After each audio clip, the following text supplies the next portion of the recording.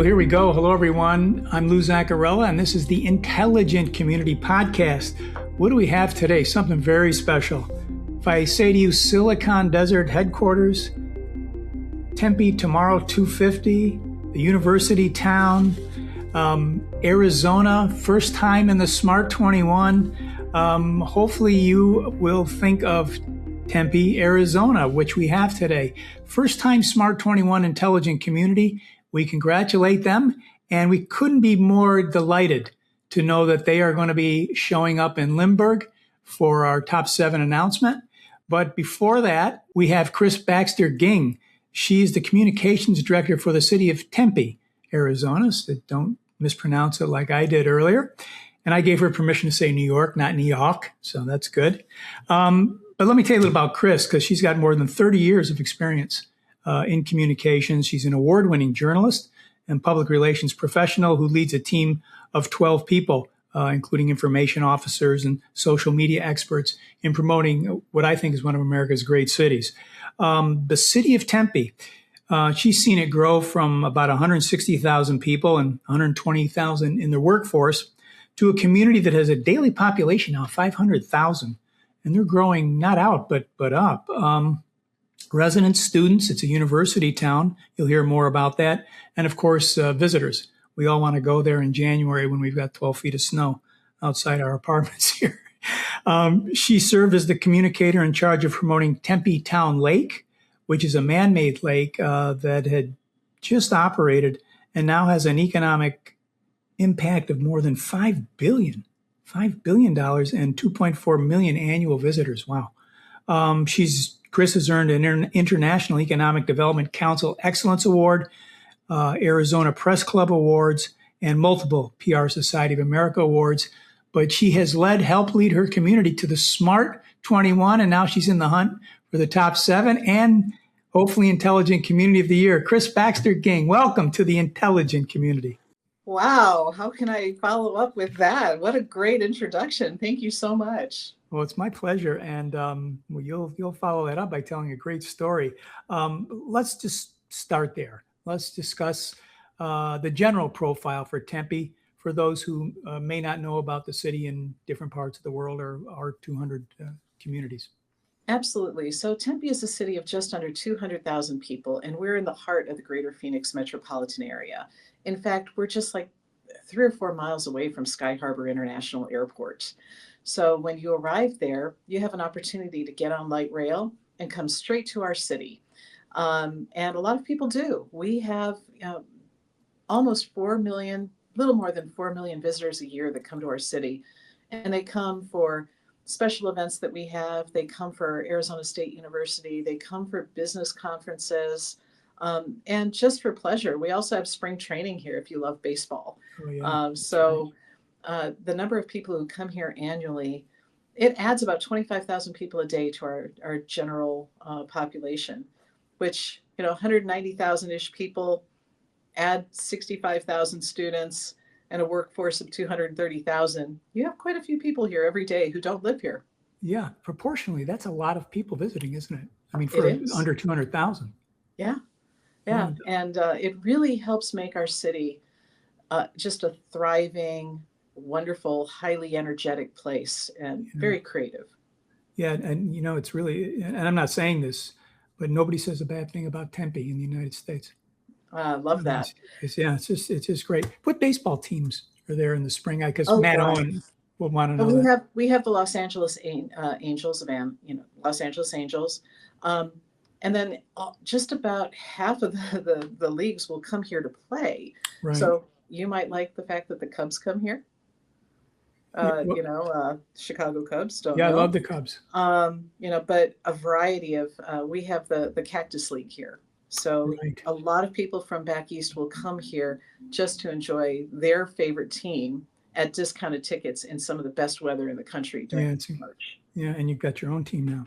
Yes, and they also play. The Diamondbacks, of course, play here. Terrific team, yeah. Okay, so we've established that it's grown dramatically. And I said earlier, Kris, that Tempe Town Lake has been a success at many levels. First of all, again, a brief description of that, but how has its growth been approached and managed? Because you threw out some really significant numbers there: 5 billion impact economic and 2.4 million annual visitors. So let me tell you a little story, if that's all right. Sure. It's one of my favorite stories to tell. When Roosevelt Dam was created, it dammed up the free flowing water that used to go through there. And that created a place where people like to, unfortunately, dump things. There were sand and gravel operations. There were just a lot of things that made it kind of an ugly spot in our community. In 1965, the Arizona State University Architecture School decided to take on a project. How can you take that scar and turn it into something that's an amenity, not just for a generation, but throughout the entire future of a community? And they came up with some options. They didn't go very far. It was a very expensive idea. But in the 80s, the rest of the valley wanted to do something as well. And this idea of the Rio Salado project came to be. Voters voters turned it down, but voters in Tempe passed it wildly. So rather than just saying, hey, it was a great idea, thanks, but no thanks, we actually moved forward. And we took what the voters had to say and took it to heart. And we started working on how can we turn this empty river bottom into something for our entire community. It took another 20 years, but we got it done. And Tempe Town Lake opened in 1999. It is a beautiful lake now, renowned throughout the world, actually. We've had people come from all over to tour this lake to find out how we did it. Right. And we have one of the world's largest steel gate dams now that, again, people come to see it. Floodwaters come, we let them out, raise the dam, the lake still exists. And when you have this beautiful water in the middle of a desert, that attracts people. You don't have a lot of water in Arizona. It's an issue. Right. So when we created that lake, we created an economic bounty for our community. We now have corporate headquarters like State Farm, Amazon is here, Allstate is here. Some of the best companies in the world have made their home locations right here at Tempe Town Lake. Because of the lake, Kris? Because of the lake and because of our workforce. Okay. We have this amazing workforce that comes to us every year, thanks to Arizona State University, brand new people trained in new things. We have great partnerships with Arizona State University. And all of these, they graduate, 12,000 people a year minimally.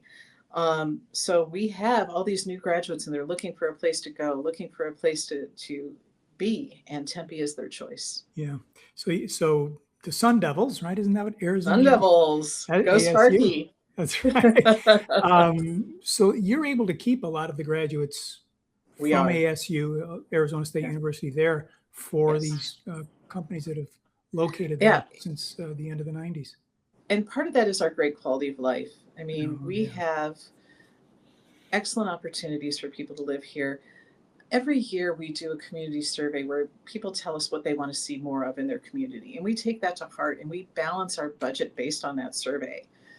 So if people are looking for more services for their, better streets or better parks, and they rank it high, our budget ranks it high.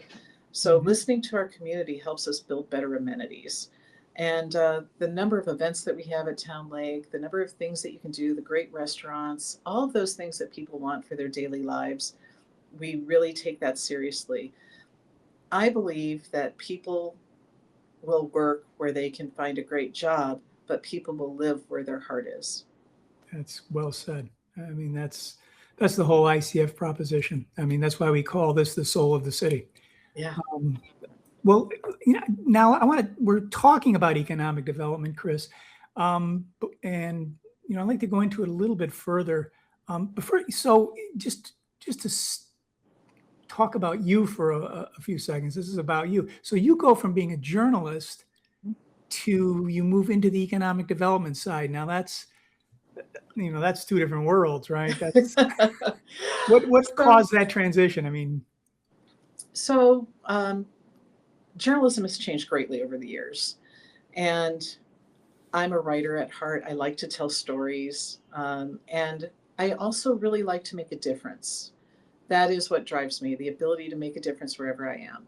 Hmm. And I was very careful about how I wanted to transition my career, and I only wanted to work for the kinds of companies or organizations that meshed with my values and my priorities.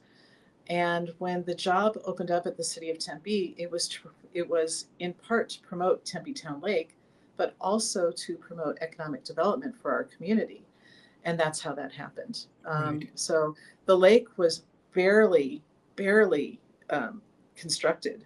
And in fact, the previous job that I had was working for the flood control district of Maricopa County, who was helping to build the lake. Mm, So I've been part of that lake since before it was actually a right. reality. So you really seen the And evolution in terms of economic yeah, development. And in that time, and as we get up now to 2026, where of course you've become an intelligent community, what is the general description of the economy there? We talked in my introduction about the Silicon Desert. mhm, So what you mentioned a few corporates who are out there, including mhm. Allstate and others. What is the overall economic profile now? So we are, you know, regardless of the Smart 21 designation, we are considered a smart city. Tempe has one of the highest college graduation rates in all of Arizona, if not the highest. More than 50% of our population has a bachelor's degree or better. And so this is a community that has jobs that require creativity, tech savvy. Um, it's a community that is looking to the future, and the jobs that are here also fall that way. I do believe that Arizona State University and the other colleges in our community have a big hand in that. Yeah. There are a lot of partnerships. Um, ASU is a strong research institution. And as a result, we work with companies from around the world to develop the products of tomorrow. And semiconductors are a huge deal here. Right. There's been a Um, lot of development out there, or a lot of people so, coming in there and investing. so people are coming here for those kinds of jobs, but they're also being created by the graduates of Arizona State University and the Institute of Advanced Technology that's here. um, a lot of cybersecurity jobs, a lot of the kinds of jobs that require fast thinking and creativity. ASU has been the number one college for innovation for I think a dozen years now. Um, and that percolates through our entire ecosystem. But if I can tell you one more story, I think that innovation was part of Tempe's DNA from the very beginning. Our city was founded, that same Salt River that I mentioned to you before it was dammed, there was a real problem with that river. It moved so fast that people couldn't cross it. Um, and Charles Trumbull Hayden climbed up to the top of our Hayden Butte, what's now Hayden Butte, and took a look and figured out a way to make a ferry work there and a flour mill using harnessing the power of that water. That is how our city started, by a Interesting. person who was able to figure out what no one else could. And as a result, our entire community, founded in the 1800s, we've been we've been a group of people who look for ways to find we find ways to do things that nobody else does. Yeah. That's just part of what we are now. And the engineering that's inferred by that Absolutely. original act, so to speak. Absolutely. And it's interesting, right? A lot of your peers now in the Smart 21 today all have innovation at their core, and they all Mhm. have histories like that. And that's, people take that for granted in the places like yours, but it's not. It's not typical. It's something we try to develop in other places, and now they look Mhm. to you for that here. The Yeah, Arizona State University, people don't really realize the degree to which they've done research and development for the entire world. Which leads me to another question, because you're the Sun Belt, you are the Sun Devils. How have geography, climate, right? So many New Yorkers go to Arizona in the winter, and culture factored into economic and social growth. And where do you see that moving as you put together, for example, your, what is it, Tempe Tomorrow 2050 plan? So Tempe Tomorrow 2050 is our general plan. And in Arizona, all communities have to have a general plan that looks forward 30 years.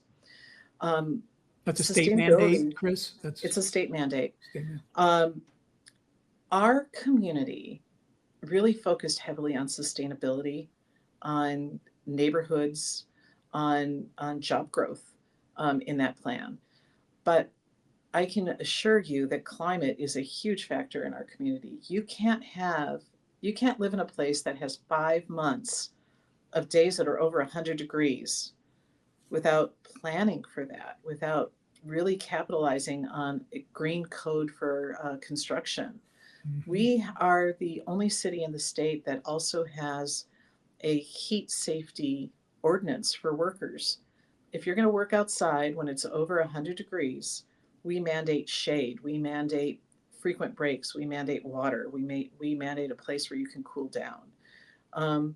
Also, our calendar, if you look at it, we have this really heavy event season that happens, and it goes from when the weather starts cooling in September and ends when the weather starts getting really hot in May. So we have these beautiful months with outdoor festivals and great things to do. And then in the summertime, everything converts to indoor fun and games and creativity. Right. But weather like that, demands that you make your city the most livable possible for everybody. As I said before, you can work anywhere in the world and find a job, especially with the way technology has changed the workforce. You want to live in a place that you love. That's right. So obviously, you're adapting to the heat, or have adapted to it. Now today we're going to announce the top 7. Good luck. Thank you. Now Tempe is an intelligent community. Now it's a smart city, but it's also an intelligent community because that's how our program works. With all of your success, why did you decide to go on the ICF journey? Well, we are a data-driven city. We have more than 100 performance measures that are monitored through data, either surveys that we do or national standards. And that's great for maintaining the goals that you have for yourself. But how do you benchmark yourself against the rest of the world? How do you make sure that your city isn't just good enough for your residents? How do you make sure you're doing whatever comes next, whatever the next best thing is? That's where you come in. You help us benchmark ourselves against communities around the world and help us connect with people who can give us ideas and information and teach us what they're doing. And we can take a look at that and roll that into the next idea. That's what makes organizations like yours so important. The ability to brainstorm and come up with what's next for the benefit of everybody. Yeah, it's the secret sauce, isn't it? To be able to learn, collaborate, and then bring it back home and to continue to innovate. So it's not, you didn't join the ICF just to meet John Young or me or Robert. Okay. Well, that's a nice benefit too. Well, that was a leading question, wasn't it? Last question, Kris, and then I'll let you get back to Lindbergh. You talked about you want to live in a place you love, and I mean you go right to my heart when you say that, because I'm here and I'm not going anyplace. I love my community, right? Even though it's 10 million people and it can be wild and crazy, but it's wonderful. I love it, and you do too. When I ask you, define for me the soul of Tempe as a city, what would you say it is? We are a community of innovators, of people who love to have fun. We are creative, and we are really loud. You are. We are really loud here, and that is on purpose. We have created a community that understands that they can talk to us about anything, and they do. Right. They know they can reach out to their mayor, their council, their staff people. We have surveys that happen practically every week. We have a digital engagement of 40 million this year, 40 million impressions Wow. and whatnot for a community of 200,000. Um, and our council meetings have not just one time where people can talk to the council about whatever they want. There are two. And sometimes those call to publics will go on for hours, where people just know they want to speak and they want to share what's on their mind. Yeah. And I think that makes our community the best possible place. It really does. And, it sounds a lot like what goes on in Taiwan, although at a much quieter level. But, Mhm. um, you can tell when you're there. And again, I'm talking about a similarity here that people really care. They Yeah. love the place. So they're going to make those digital impressions. They're going to get involved and they're going to shout. Mhm. And you've got to take that as a compliment. We do. We really do. When I see a full council chambers, it actually energizes me Yeah. because that means that people are coming, they're coming to speak, they're coming because they care about their community. Yeah. Well, we care about you. And as I said, congratulations on all of your success so far, and including in our awards program. And good luck with the top 7 announcement. And we hope you enjoy the Netherlands. Thank you so much. Kris, thank you so much. That was Kris Baxter Ging from the city of Tempe, Arizona. I'm Lou Zacharilla for the Intelligent Community. On behalf of our producer, Ari Yates in Los Angeles, and the rest of the Intelligent Community family around the world, but concentrated this week in Maastricht and Limburg and in the Brightlands area. Remember, there really is no place like home, and there are 21 great ones. Take care.